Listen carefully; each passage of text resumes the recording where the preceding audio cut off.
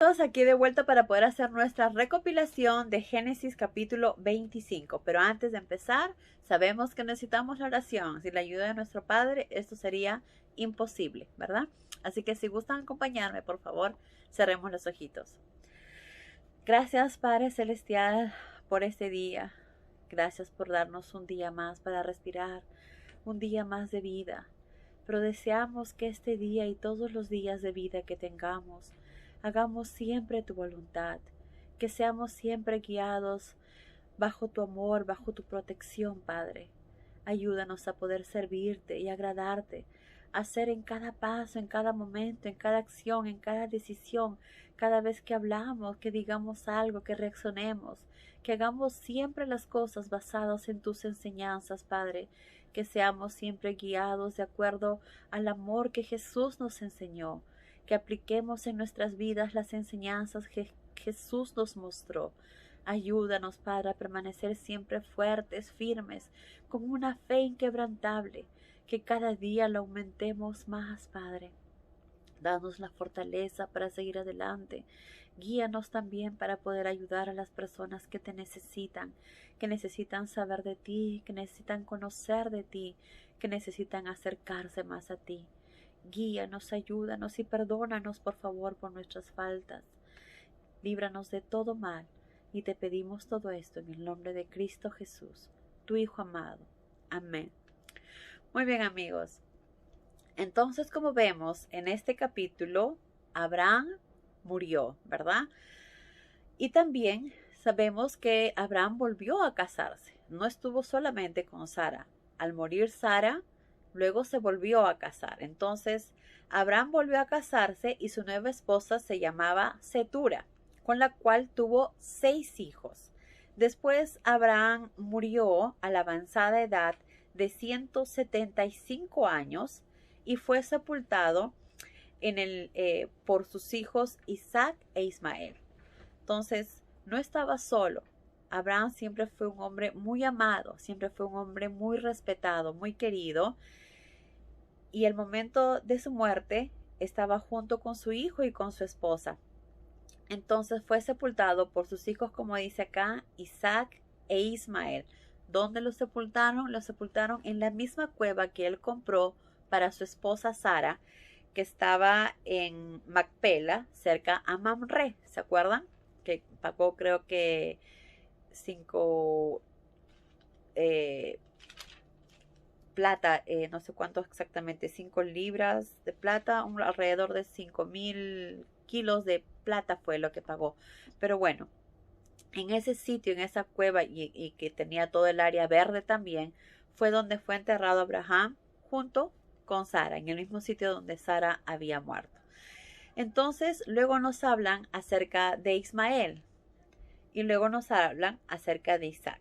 Acerca de Ismael nos dice que Ismael, que sabemos que es el hijo de Abraham con Agar, que era la esclava egipcia de Sara, tuvieron 12 hijos. Entonces Ismael tuvo 12 hijos y estos 12 hijos de Ismael fundaron las 12 tribus que llevan sus nombres. Entonces hubo la tribu de Nebaiot, la tribu de Cedar, tribu de Abdil, tribu de Mibsán, la tribu Misma, la tribu Duma, la tribu Masa, la tribu Adar, la tribu Tema, la tribu Getur, la tribu Nafis y la tribu Sedema. Como sabemos, Dios bendijo también a Ismael y entonces hicieron naciones, ¿verdad? De las cuales crearon a través de los hijos de Ismael, que fueron 12, crearon 12 tribus. Ismael murió a la edad de 137 años. Los descendientes de Ismael se empezaron a esparcir desde Ávila hasta Shur. ¿Dónde queda esto? Que está frente a Egipto, hacia el noreste en dirección a Siria. Lamentablemente estos pueblos todo el tiempo permanecían en guerras, tenían problemas y todo el tiempo estaban peleando. Pero bueno, ya sabemos sobre Ismael, qué pasó de Ismael, que tuvo 12 hijos, que esas 12 hijos formaron tribus, ¿verdad? Y que luego se esparcieron. Y que Ismael murió a los 137 años de edad. Ahora vamos a hablar acerca de Isaac. Como sabemos, Abraham bendijo Jehová bendijo a Abraham a través de Isaac. Dijo que a través de él iba a cumplir su promesa. Y así fue. Entonces ahora vamos a hablar acerca de Isaac. Esta es la historia de los hijos de Isaac. Isaac tenía 40 años cuando se casó con Rebeca. Como vemos, no era un jovencito, era una persona que ya estaba madura, lista para poder formar un hogar estable. Esto nos hace ver también lo importante que cuando uno desea formar un matrimonio o desea casarse, tiene que ser en un momento que uno tenga la madurez necesaria para que cuando uno se case, formen un hogar sano, un hogar estable para recibir a los hijos que tendrán. Entonces, lo importante que es no casarse muy jóvenes, ¿verdad? Sino a una edad madura, que uno pueda tener estabilidad emocional también para poder darle esa estabilidad a su esposa y a los hijos. Pero bueno, entonces Isaac se casó a la edad de 40 años con Rebeca. Isaac oró a Dios para que le diera a Rebeca un hijo, porque después de todos esos años, Rebeca era estéril y no pudo darle hijos a Isaac. Pero después que Isaac oró, Rebeca salió embarazada después de tantos años. Rebeca se sentía muy molesta, dice, porque parecía que dos niños peleaban dentro de ella, y fue a consultar a Jehová qué era lo que estaba pasando. Entonces Jehová le dijo: 2 hijos hay en tu matriz que formarán naciones rivales. Uno será más fuerte que el otro, y el mayor servirá al menor. Y así fue. Nacieron mellizos. El mayor estaba tan cubierto de vello rojo, dice, que uno podría pensar que estaba envuelto en una capa de pieles. Por eso lo llamaron Esaú. Y luego nació el segundo, que nació aferrado al tobillo de Esaú, por lo que lo llamaron Jacob, que significa suplantador. Vemos que ya desde que ellos estaban en el vientre de su madre, ya Dios tenía un propósito para ellos. Dios ya había decidido lo que iba a suceder. Las circunstancias quizás puedan cambiar, pero jamás va a cambiar las decisiones de Dios que ya estaban dichas, que ya estaban hechas. Entonces, desde el vientre de nuestra madre, Dios ya tiene un propósito para cada uno de nosotros. ¿Qué dice? Entonces, Esaú comenzó a crecer, ¿verdad? Los niños crecieron y Esaú se hizo un hábil cazador, mientras que Jacob prefería quedarse en casa.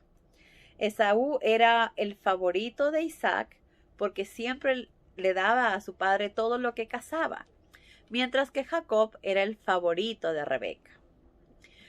Un día Jacob estaba haciendo un guiso cuando Esaú llegó agotado por la caza y dijo: «Hombre, estoy muerto de hambre.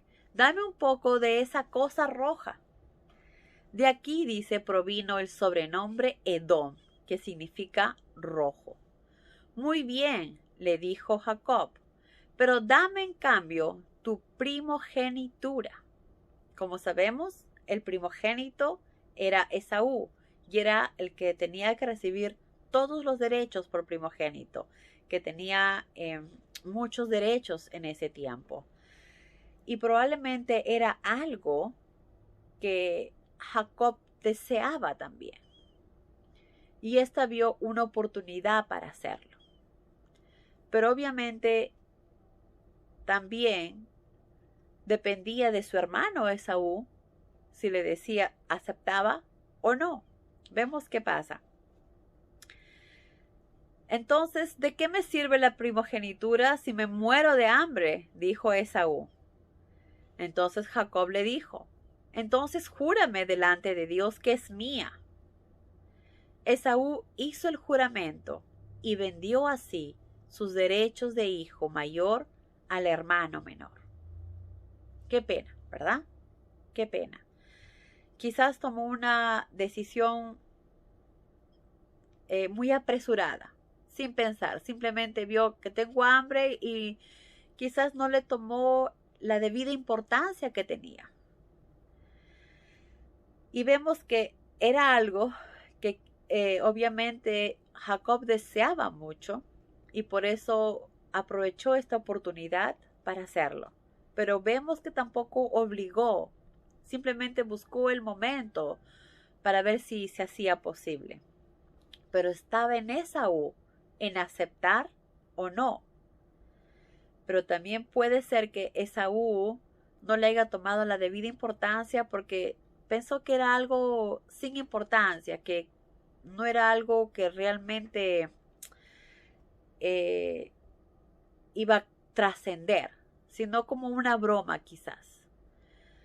Pero, ¿cómo podemos saber si fue algo realmente pasajero o no? Pues acá mismo nos dice, Esaú hizo el juramento y vendió así sus derechos de hijo mayor al hermano menor. Jacob le dio pan y el guiso de lentejas. Esaú comió, bebió y salió a cazar nuevamente, mostrando un total desprecio por los derechos que acaba de vender. Entonces vemos que en el fondo él no se había dado cuenta de lo que había hecho. No se había dado cuenta del valor que tenía ser el primogénito. Puede que lo haya tomado, como digo, algo sin importancia, que era simplemente algo que estaban hablando. Pero al momento que Jacob le dijo, júrale delante de Dios, pues ahí Esaú sabía que era algo serio. Porque uno no puede jurar ante Dios por nada, en vano. Si estás jurando ante Dios es porque es algo importante. Y de esa manera es como si hubiera firmado y hubieran hecho un pacto, un acuerdo, porque pusieron a Dios delante de eso. Entonces ahí debió darse cuenta Esaú que no era una broma, que no era un chiste, que estaba hablando en serio. Y él no debió haber jurado si para él era importante realmente ser el primogénito. Pero como dice acá, él mostró un total desprecio por los derechos de primogénito y lo vendió. No le tomó la debida importancia que debía tener. A veces los seres humanos, frente a las circunstancias en que estamos, tomamos decisiones apresuradas, precipitadas, sin pensar. Por eso es tan importante y que luego trajo consecuencias para él, obviamente, y que las consecuencias que nosotros podamos tener si tomamos esas decisiones apresuradas también. Por eso es tan importante que antes que tomemos alguna decisión en nuestra vida, sea simple, sencilla o complicada, tengamos un tiempo para pensar, para analizar y sobre todo orar para que sea nuestro Padre quien nos guíe en esa decisión y que no sea nuestra propia decisión. Porque como seres humanos imperfectos, nuestras decisiones pueden estar equivocadas. Pero si nuestras decisiones las basamos en las enseñanzas de nuestro Padre, en lo que Jesús nos enseña, pues serán mejores, serán correctas, serán perfectas. Si Esaú hubiera tomado el tiempo de pensar, de orar, probablemente no hubiera cometido este error.